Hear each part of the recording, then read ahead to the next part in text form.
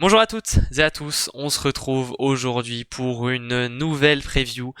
Direction le magnifique port de Sète, la salle du Barou, en feu comme d'habitude.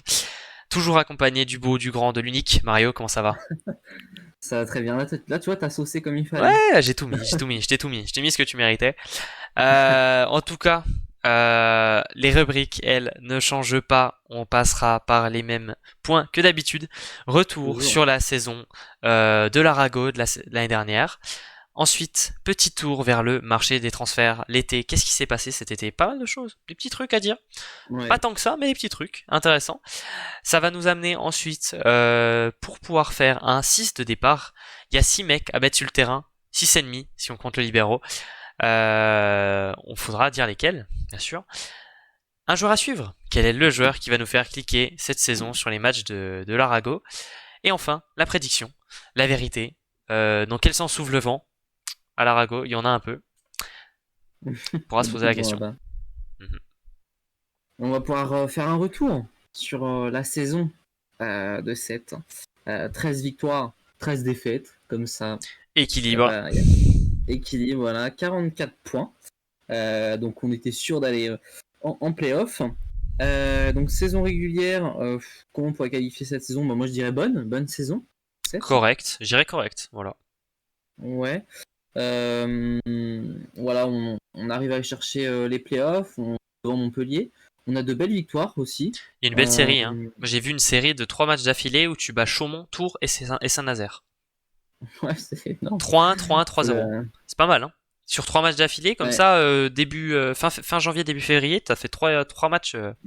T'es content quand tu sors de ouais, bah ça. oui. Ouais, ouais. Mais de toute façon, Ouais. en soi, la première partie et Elle est pas la fin ouf. de saison de 7 est compliquée. C'est Ouais. plus en milieu de saison où on a été plutôt Ils efficace. ont On fait a le été travail en chercher de milieu de belles. saison, ouais.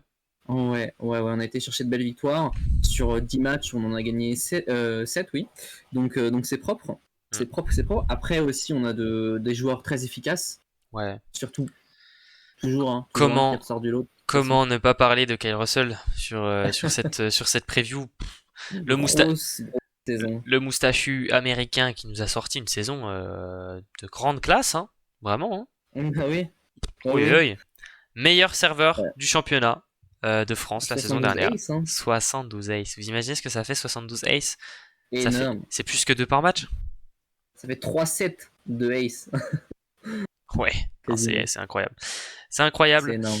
Il y a un moment donné qui te fait mal quand même à ta saison, c'est dans ton début de saison, c'est cette triple confrontation contre Narbonne. 2 fois Ouais. en CEV Cup et une fois en championnat. Tu enchaînes les 3 matchs, 3 défaites. Ça fait mal. En vrai, Ouais, contre les Narbonne, c'est un peu. en derby, en plus tu vois en derby en mode ça fait mal, tu vois. Ouais. Genre t'as 3 matchs à jouer, tu perds les trois, ça fait chier. Ouais, Narbonne, c'est un peu la vipère hein, de 7. Ils Ouais, viennent le et ça fait mal. Nemesis, ouais, ça fait mal de ouf. Mais du coup ça tape, ça, c'est pour ça Et aussi, c'est une des explications du mauvais début de saison, c'est que tu perds ouais, on a trois, tous un peu le moral. quand tu perds une triple, t'as 3 matchs à jouer, tu perds les trois. C'est clair. Waouh. Oh, putain, Ça fait mal, hein. t'as eu 3 chances de faire des ajustements et 3 fois ça n'a pas marché. T'es dégoûté. T'es C'est dégoûté. clair. Et surtout que la Ou troisième ça, fois, c'est là où tu te prends une grosse gifle, quoi. ouais, c'est dur. Donc c'est là où tu te dis merde. C'est dur. Mais Ouais. 7ème place, synonyme de playoff. Qu'est-ce qui s'est passé en playoff? ah bah là, Ça a été en sec aussi. vrai, Ça a été sec. Mais compliqué. logique. Sec, mais logique. Compliqué. Mais oui, c'est ça. Les Nantais, bah eux, ils sortent une saison phénoménale. Mm. Et forcément, bah encore, sur le premier match, c'était pas trop mal. On Bah, menait en fait, 2-0 contre Nantes. c'est allé de pire en pire. 3-2, Ouais, c'est puis ça. 3-1, puis 3-0. Bah, dans le premier match, Euh, tu mènes 2-0, tu perds le match 3-2. ouais. Derrière, voilà quoi. Et Et puis, si tu perds le deuxième match, le troisième, vas-y, t'as même plus envie de jouer là. bah là, de toute façon, c'est un peu ce qui s'est passé, hein. Bah oui, oui. Et Donc, bon, et puis voilà. Et puis du coup, ça les a amenés dans le tournoi qualificatif pour la place en Europe ouais. ils ont perdu contre Saint-Nazaire, qui eux sont allés chercher la victoire de ce tournoi. Malheureusement, Ouais, mais pas d'Europe la saison prochaine pour 7 qui avait quand même un petit peu enchaîné les bonnes performances.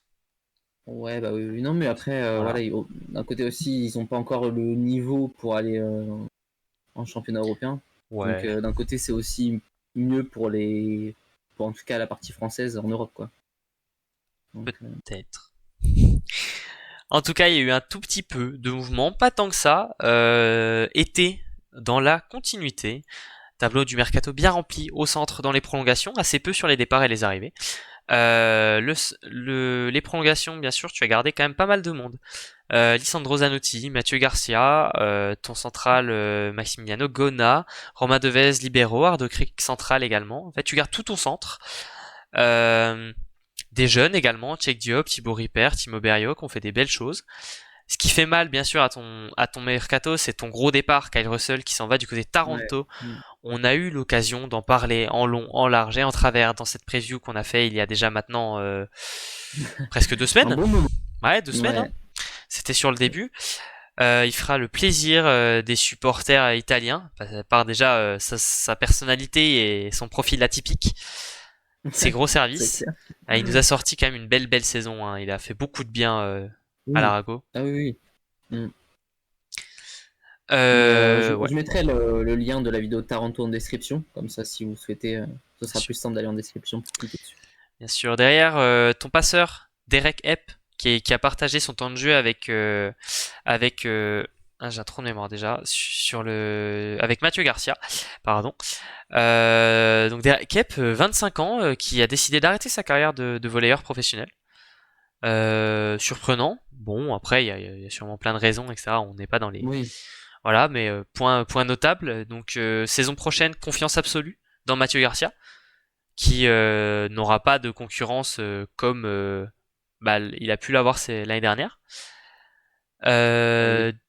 Départ également de Tom Picard, dont on a eu l'occasion de parler également dans la preview de Toulouse. Une très bonne saison aussi. Belle saison, régulier, des bons pourcentages, une production légère, puisqu'il est tourné que seulement à 10 points par match, mais il a eu quand même pas non plus un nombre de ballons incroyable.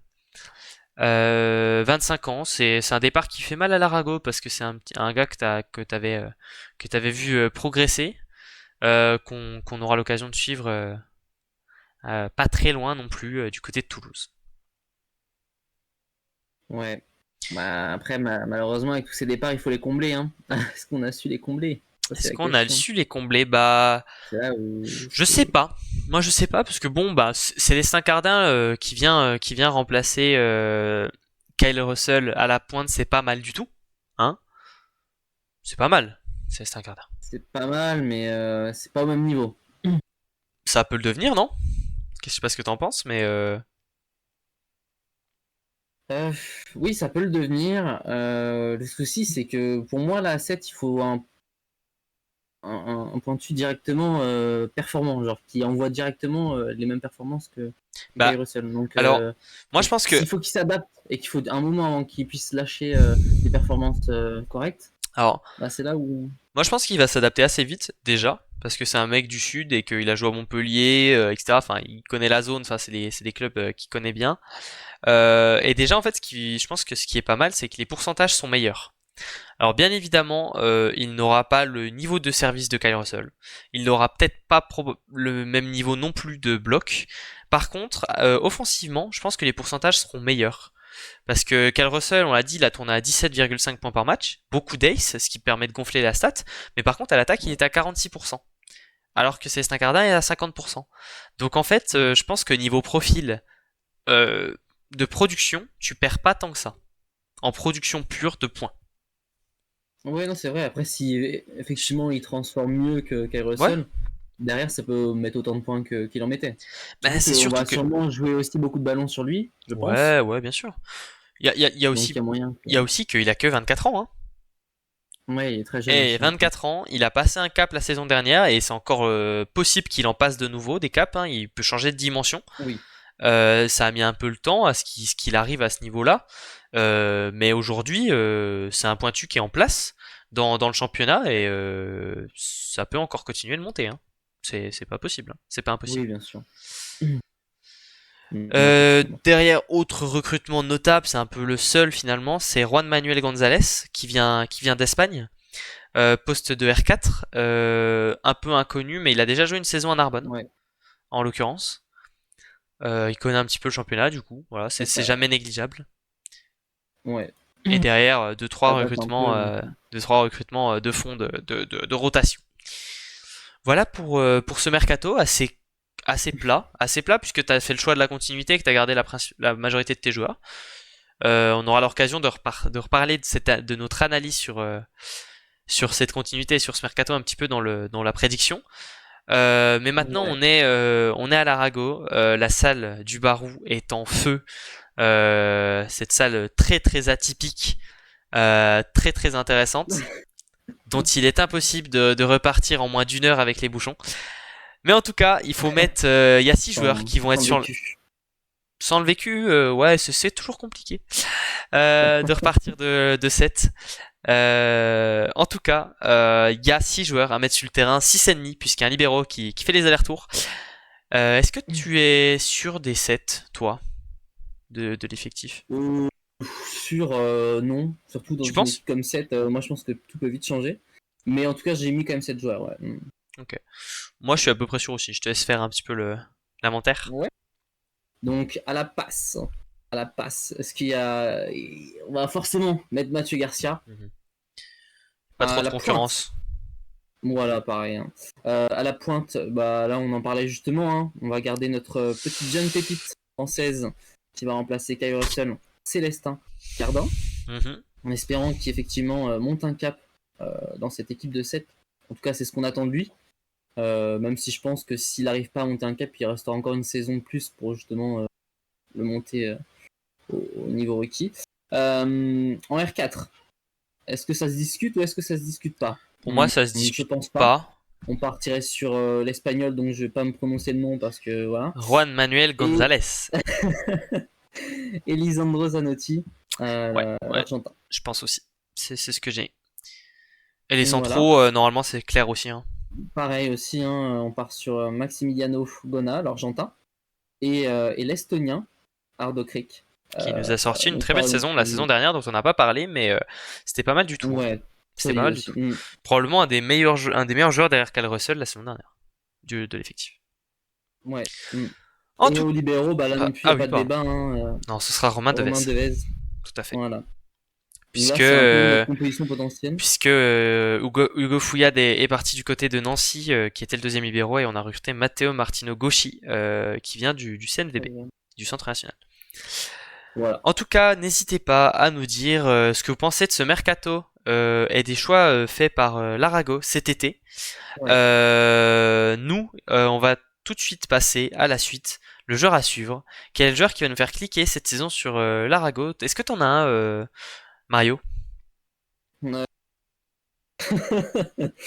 Oui, oui, oui, on va. Ouais. Je me lance. Allez. Allez, je me lance. Vraiment, je vais le prendre à l'instant T. Hein, c'est-à-dire que j'avais pas préparé de joueur à suivre. Et j'avoue que j'ai pas forcément de joueur qui va me faire cliquer plus que ça, mais je vais quand même tenter. Je vais prendre, allez, l'Espagnol. Tu peux redire son nom? Juan Manuel González. Voilà, Avec donc je vais plaisir. prendre.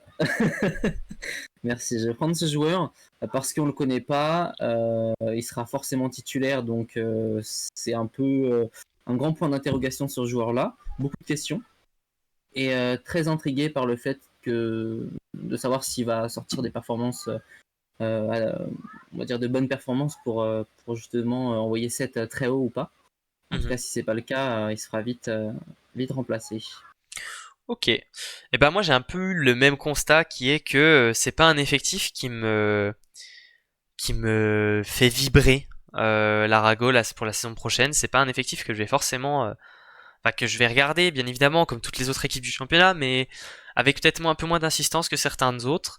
Et donc mon joueur à suivre ça va être Romain Devez. Hein. Évidemment quand j'ai pas de joueur à suivre, ben je fais le choix de la facilité en prenant le libéraux. Un très très très beau pourcentage, n'empêche la saison dernière 59% de réception positive, un des meilleurs libéraux du championnat. Mm. 30 ans.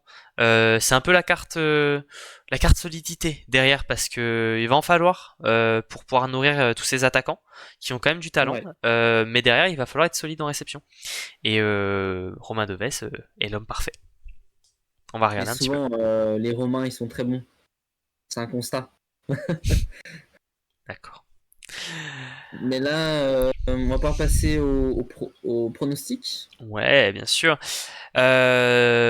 N'hésitez pas, oui, si vous avez un joueur qui vous intéresse du côté de l'Arago à nous le faire parvenir. Maintenant, il est temps de savoir dans quel sens souffle le vent. Euh, les voiliers sont de sortie, le port de Sète est rempli. La salle aussi, mais à quelle place? À quelle place on les met, Mario? Je les vois pas faire une grosse saison. J'avoue que c'est un effectif, sans être méchant, qui me fait un peu dormir. J'ai l'impression qu'on est quand même faible en attaque, malgré qu'il y ait Célestin Cardin. En R4, on n'a pas plus de détails que ça. On connaît pas trop les joueurs. Donc c'est compliqué de se faire un avis. Et, euh, et pour une équipe, si on la met dans les playoffs, c'est un peu compliqué de mettre une équipe où on connaît pas l'attaque dans les playoffs. Donc c'est pour ça que je les ai mis à la 9e place. Donc ça veut dire en dessous de ces playoffs. Ils vont quand même se maintenir, il n'y a pas de souci, c'est une bonne équipe. Mais je les vois pas du tout jouer les playoffs Ok. avec cet effectif-là. D'accord. Moi, je vais être un peu plus optimiste parce que déjà, continuité. C'est un argument que j'aime beaucoup en fait dans le volet actuel. C'est compliqué de garder des joueurs et de jouer sur plusieurs années. En fait, là, en fait, t'as très peu de changements. Et le seul changement, bah, c'est Célestin Cardin et en fait, j'aime bien. Moi, ça me dérange pas de prendre Célestin Cardin en poste de pointu. Donc, cette continuité va faire que je les mets 8ème. Moi, je les mets en playoff.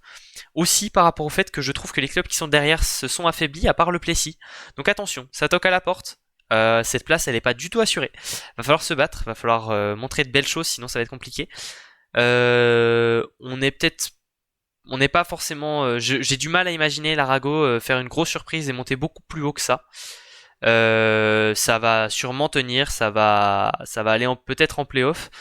Par contre, ça va être compliqué d'espérer plus qu'un premier tour, puisque si ça fait 8ème voire 7ème, ça jouera le premier ou le deuxième du championnat, et on verra qui on met, mais j'ai peu d'espoir pour essayer de remporter ce match-ci.